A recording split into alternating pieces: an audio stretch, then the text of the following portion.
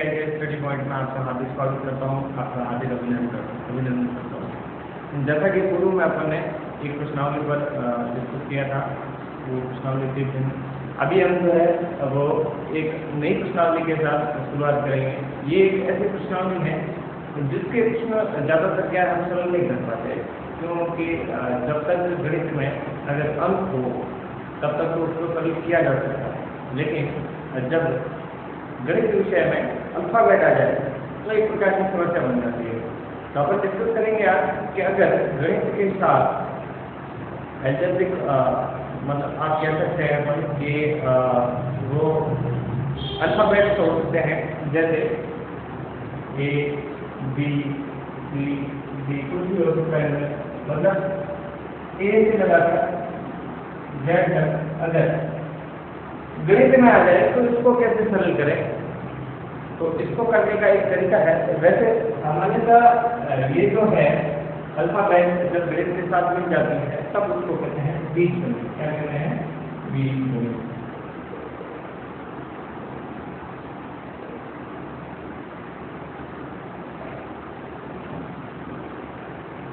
तो इस बीजगणित को कैसे अपन परिभाषित करेंगे कि गणित की वह शाखा जिसके अंतर्गत अज्ञात राशियों का मान ज्ञात किया जाता है, बीजगणित कहलाती है। अज्ञात राशि कैसे?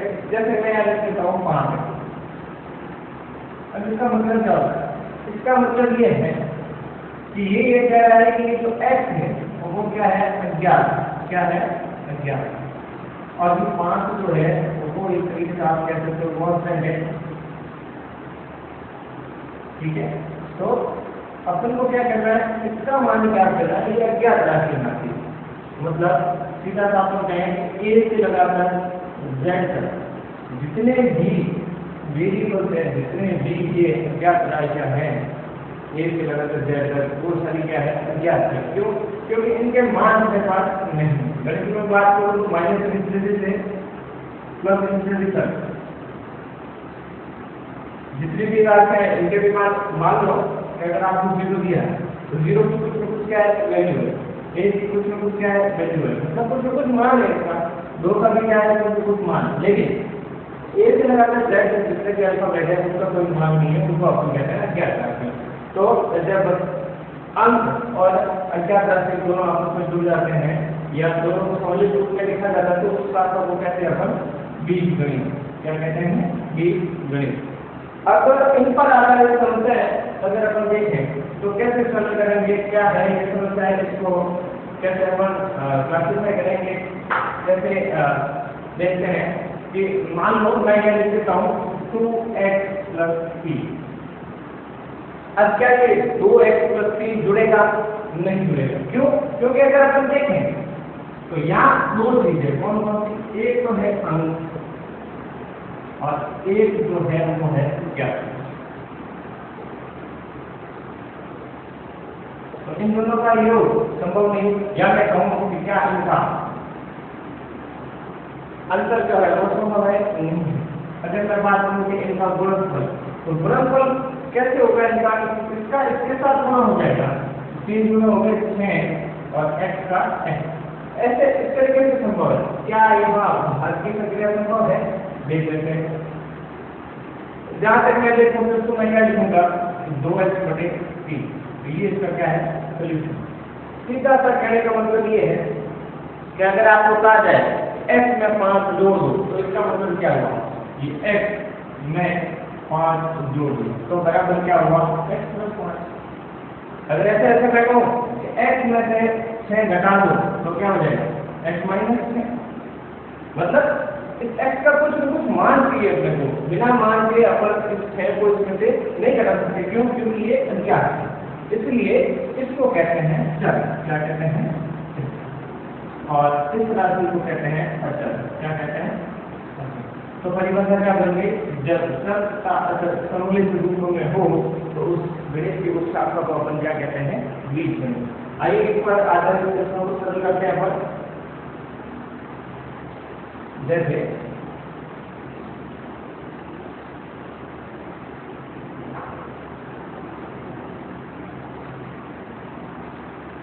मैं बात करूं a + b को ए तथा बी को जोड़िए। कैसे जोड़ेंगे अपन? ए तथा बी को पूछ रहा है तो ए प्लस बी इनको अपन क्या करेंगे जोड़। ये हो गया, इनको ऐसे लिखना है। क्या पूछ रहा है? जोड़ना पूछ रहा है तो क्या लगा दो? प्लस लगा दो। ये इनका योग हो गया, आगे कुछ भी नहीं होगा। ठीक है, अगर मैं बात करूं ए और तथा बी को घटाओ तो घटा लेते हैं। देखो ए तथा बी को घटाइए, ए तथा बी को घटाए तो ए माइनस ये समान, बस और कुछ नहीं। जैसा है वैसे वैसे उसको रख। अब बात करूं मैं अगले टॉपिक की, तो गुणन प्रक्रिया कैसे होगी इसकी? गुणन प्रक्रिया जो है वो कैसे होगी?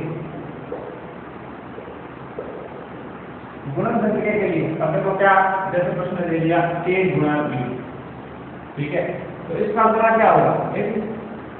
भाई इन दोनों के बीच में कोई चलन नहीं है, इसका मतलब क्या होगा? दोनों किसमें? दूसरा एग्जाम्पल की बात करूं कि 3 तथा x का गुणा 3 तथा x का गुणा 3 तो क्या होगा? 3 गुणा x मतलब सीधी सी बात है कि अगर अचर को किसी भी अचर का गुणा चर के साथ करना है तो उन दोनों को इकट्ठे लिख दो, ये लिख दो, इसके अलावा और कोई तरीका नहीं है। अब अगर भाज्य संक्रिया करनी हो हमें तो कैसे करें?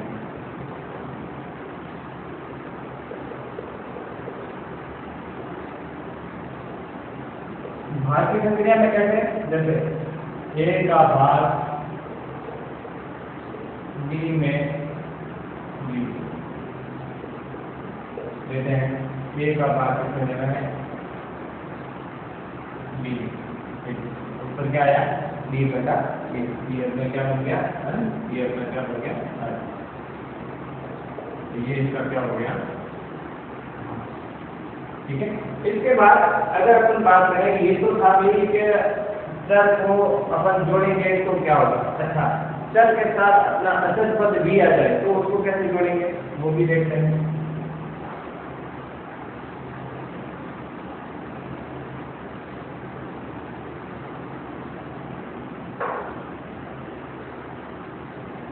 जैसे मैं उदाहरण दे देता हूँ कि 3x plus 2x minus 5x plus 7x plus 8 plus 9 plus x plus 3।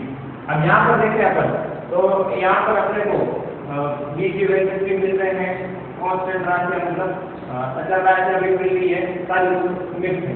और इनका जोड़ बाकी कैसे होगा तो अपन देख लेते हैं। पहले x वाले कौन पद है उनका अपन लेखन भी कर लेते हैं, 1 2 3 4 और 5, ठीक है।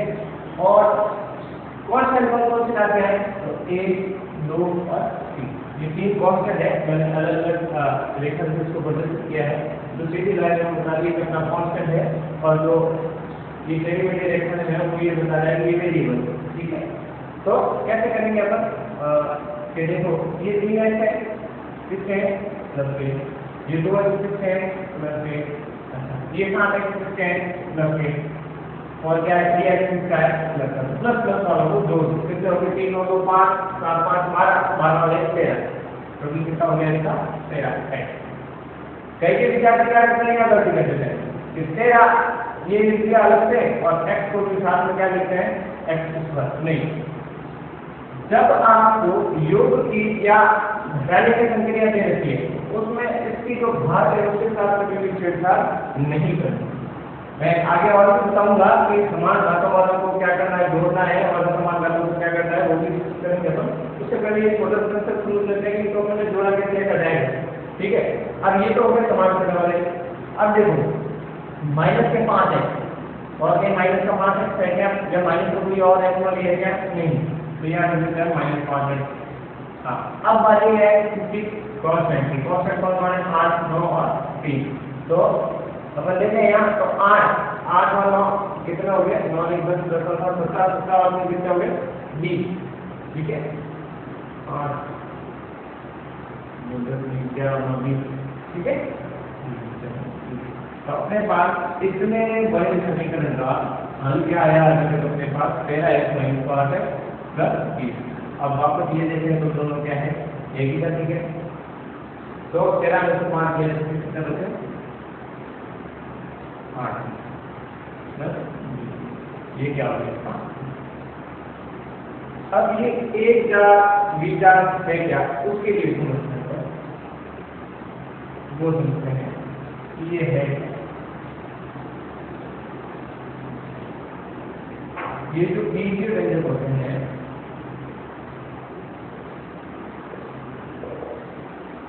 इनकी भी अलग अलग जातियां होती है, अलग अलग प्रकार होते हैं। कैसे? जैसे एक जाति और दूसरा बीटा।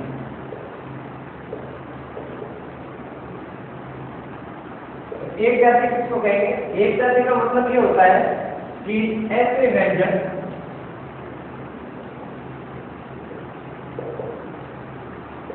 जिनके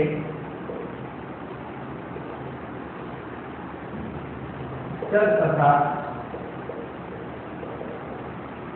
उनकी गांठें समान।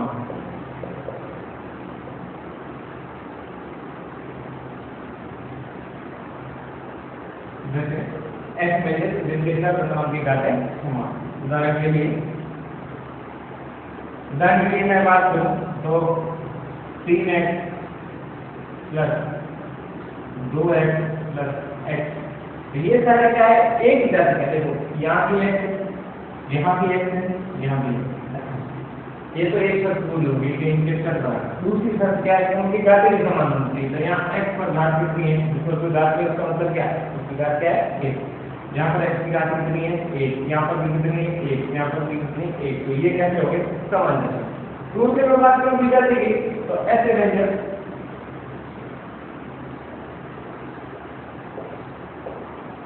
जिनके चर तथा उनकी गांठें असमान। कैसे? जैसे उदाहरण लेकर समझते हैं। एग्जाम्पल लेते हैं अपने 5x plus 2y plus 3x plus 7y plus 8। अब देखें यहाँ तो देखो समान जाति के कौन कौन है? तो मतलब इसके पास भी x है, इसके पास भी x, ठीक है। तो ये हो गए एक ही जाति है। इसके पास y है, इसके पास भी y है। मतलब ये और ये दोनों कैसे हो गए? एक ही जाति के।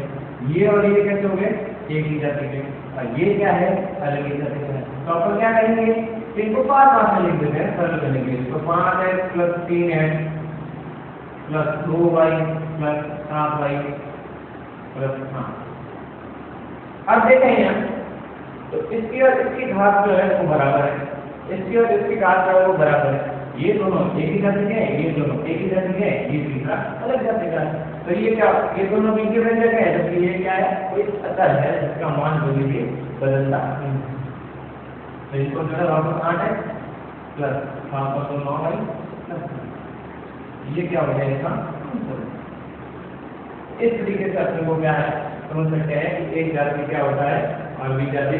मतलब बी जाति का मतलब ये होता है कि बी जाति की शर्त ये है कि ऐसे व्यंजक जिनके चर तथा उनकी घातें समान नहीं, या चर देखें तो क्या है? x है, या क्या है? y है। ये और ये सेम जाति के नहीं है। क्यों? क्योंकि ये x जाति का, ये y जाति है। अच्छा, इनकी घातें, इसकी भी घातें, इसकी भी घातें तो इनकी समान है, लेकिन जो पहले शर्त है अपनी सर एक जैसे नहीं है, अलग अलग जाति के। ये x जाति का, ये y जाति का, ये x जाति का, ये y जाति का। तो आपने क्या किया? जाति वालों को पास में ले लिया। तो ये क्या है? x जाति का, तो ये भी x जाति का। दोनों की घात बराबर है तो जुड़ जाएंगे, नहीं तो नहीं जुड़ेंगे। एक और उदाहरण लेते हैं अपन।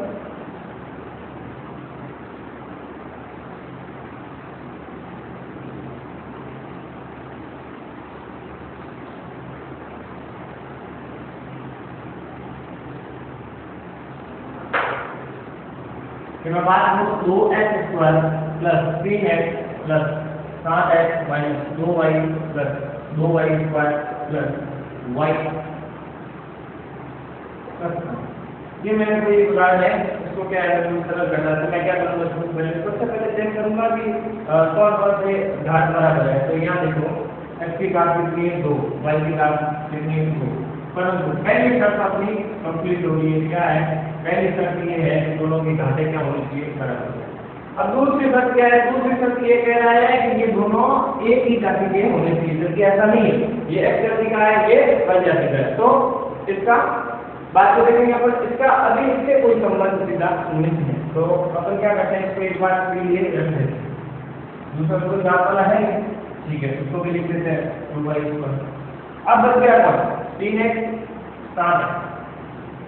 7x और 3x दोनों एक जाति के। देखो पहली शर्त क्या है, दोनों की घातें क्या होनी चाहिए बराबर।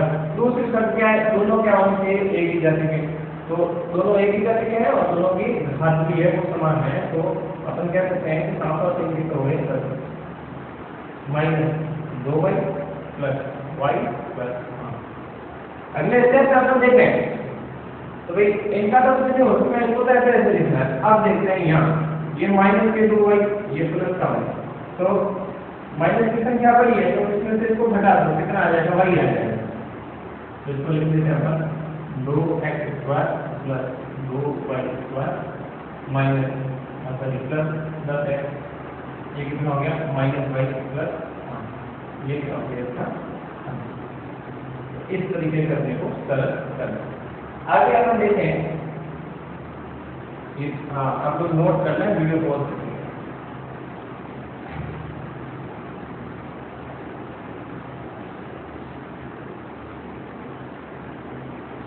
अब बीजीय व्यंजकों का जब भी गुणा करना होता है तो गुणा चिन्हों के साथ करते हैं अपन, तो उसके कुछ नियम हैं। अगर आप लोगों ने पढ़े हैं छोटी क्लास में, यहाँ तो ठीक है, मैं पहले कहता हूँ गुणन क्रिया के नियम।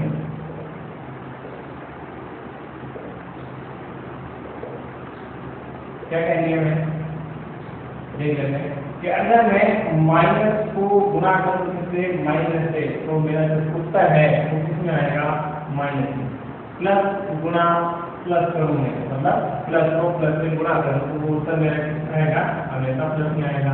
अच्छा पहले माइनस हो फिर गुणा करो उसको किससे प्लस से, तो क्या आएगा तो भी माइनस आएगा। अच्छा पहले में प्लस को और दूसरे में क्या हो माइनस हो, तो उत्तर क्या आएगा माइनस। ये जो नियम है वो पूरे बीजगणित में लागू होता है, तब जब अपन गुणन क्रिया को करते हैं। आप इसको नोट कर लीजिए। इस नियम को मैं थोड़ा आगे लिख देता हूँ, फिर इस पर आधारित अपन प्रश्न करेंगे। जैसे मैं लिख के आया माइनस गुणा माइनस बराबर होता है प्लस, प्लस गुणा प्लस होता है प्लस, माइनस गुणा प्लस होता है माइनस, प्लस गुणा माइनस होता है वो होता है माइनस। इस नियम को लेकर इस पर आधारित कुछ गुणा की क्रिया है वो अपन करेंगे। सबसे पहले क्रिया आपको लेते हैं कि भाई 3x है, इसको मेरे को गुणा करना है 2x + 1 से। तो कैसे करें, सीधा गुणा हो। मैंने पिछले उदाहरण में बताया था, क्या बताया था कि 3x गुणा 2x हो, तो सीधा क्या लिख सकते हैं 3 × 6 x एक बार x एक बार, 2 कितनी बार 2 बार, तो कितना हो गया 6x²। लेकिन अगर इस तरीके से है तो उसको कैसे करना है। अच्छा इसके साथ कोई और जाति वाला हो तो उसको कैसे करेंगे, पहले इसको समझते हैं फिर अगले वाले को समझेंगे। तो ऐसी कंडीशन में आप क्या करोगे, तो सबसे पहले का गुणा करो, पहले ये 1 नंबर या नंबर ये दोनों, ठीक है। तो पहला काम क्या होगा, इसका गुणा इसके साथ, मतलब 1 × 1, मतलब पहले का गुणा पहले के साथ। तो 3 × 6 x गुणा x, एक काम हो गया।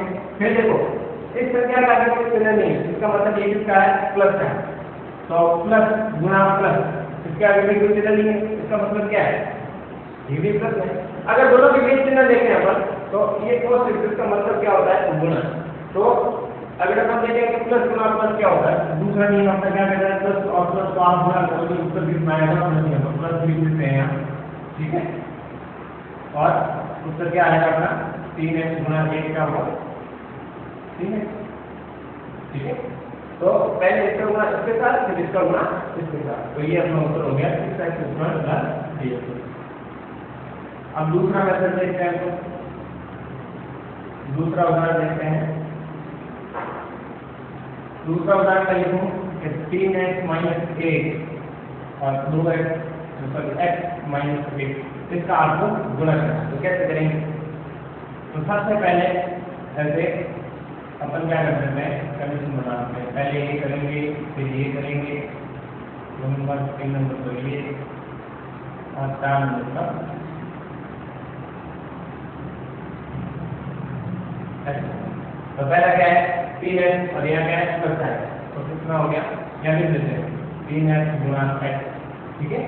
फिर दूसरा इसका गुणा इसके साथ 3x का गुणा माइनस 1 के साथ, तो 3x गुणा माइनस 1 मतलब क्या लिखेंगे 3x माइनस 1 तो आ गया प्लस, ये रहा प्लस, फिर गुणा माइनस 1, ये माइनस, तो प्लस इंटू माइनस क्या होता है माइनस, तो माइनस 3, ठीक है।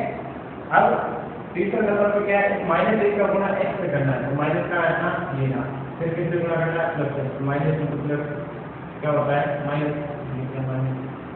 x का माइनस के साथ x, ठीक है। अब जैसे करोगे तो आपको समझ में आ जाएगा। पहले मैंने क्या किया देखो, इसका गुणा किया इसका लेकर, पहले का पहले के साथ, फिर पहले का दूसरे के साथ, फिर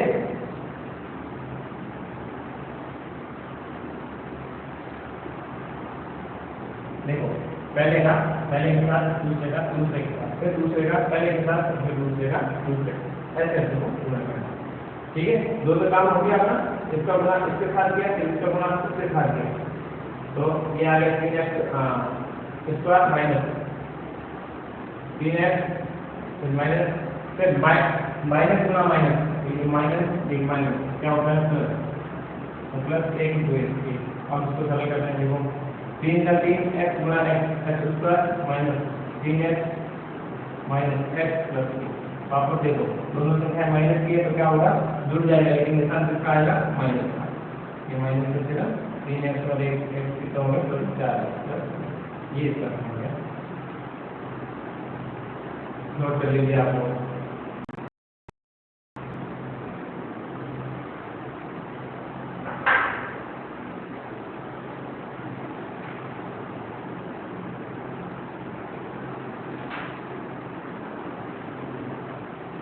अब अपन करते हैं भाग की संक्रिया।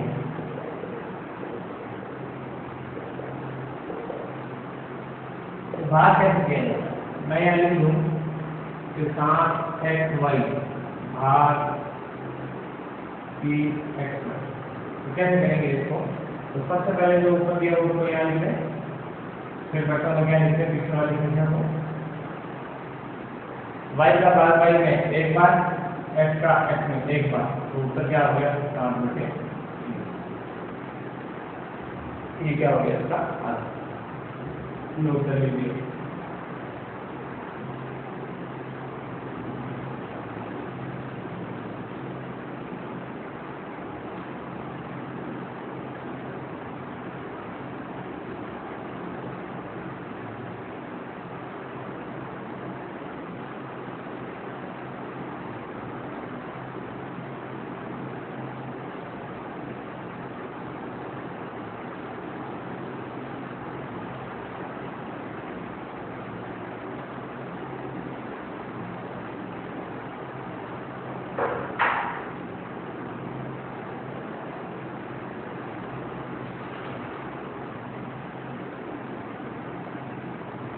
भाग का एक और उदाहरण है, अपन हल करते हैं।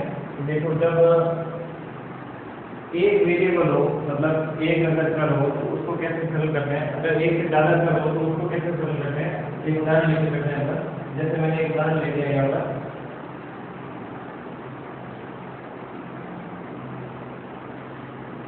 a स्क्वायर माइनस के बी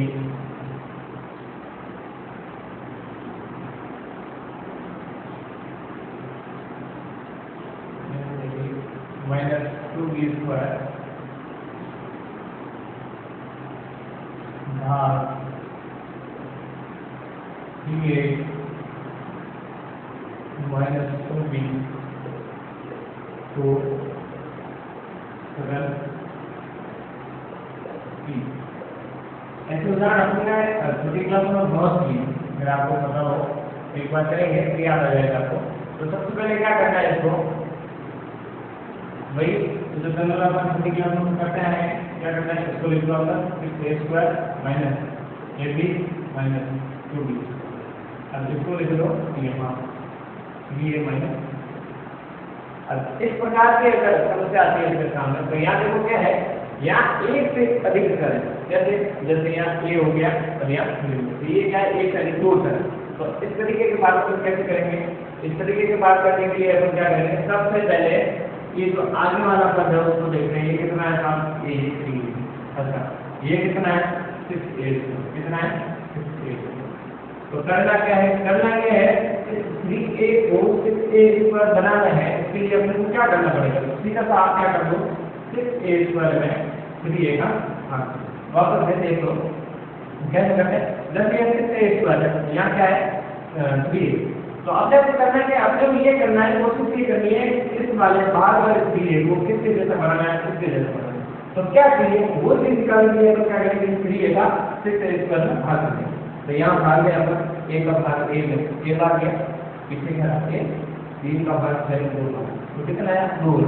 जो आया उसको लिख दो यहाँ पर, ठीक है। फिर इसका गुणा करो इसके साथ, तो 3 गुण है ये, वापस वही गुणा का ये प्लस ये माइनस, प्लस माइनस होने से क्या होता है माइनस, 2 दूनी 4 ये भी है, फिर क्या कर दो ये दोनों प्लस के हैं तो क्या कर दो निशान चेंज कर दो, ये प्लस ये माइनस का इसका हो जाएगा प्लस, ये तो है a² क्या होता है 0। यहाँ क्या है माइनस है, यहाँ क्या है, अब ये एक साथ काम नहीं है, नए जो निशान अपने बदले वो काम नहीं। तो अपन यहाँ देखें कि यहाँ क्या है माइनस के साथ a और यहाँ क्या है माइनस के a। अब इस माइनस वाले को काम नहीं मिल रहा, प्लस वाले को मिल रहा। तो अब ये जब होल a है वो किसका है प्लस है, तो इसमें से इसको घटाना है, तो मतलब 4 a में से a भी है, तो कितने कितने बचे 3 a, यहाँ लिख देते हैं 3a गुणा b, इसको ऐसे कैसे, ठीक है यहाँ तक कर लोगे। अब मैं 3a को किससे गुणा करूं कि 3a भी बनता है, क्या है मेरे पास, इस 3a को किससे गुणा करूं कि मेरा उत्तर जो है वो क्या आ जाए 3a भी आ जाए। तो मैं ऐसा करता हूं इसको यहाँ b से गुणा करता हूं, तो ये होना है 3a, ठीक है। तो देखते क्या आता है, तो मैं प्लस b से क्या करता हूँ गुणा करता हूँ, तो क्या आता है 3a गुणा b, तो क्या हो जाएगा 3ab। इसके साथ गुणा करें तो क्या हो जाएगा प्लस माइनस माइनस 2b निशान से गए, ठीक है। तो शेष बन क्या है 0, भाजपन क्या है अपने पास 2a प्लस b, इसको सरल करने पर उत्तर क्या आएगा 2a प्लस b। ये अपना क्या है भागफल है और ये अपना क्या है शेष, नोट कर लीजिए।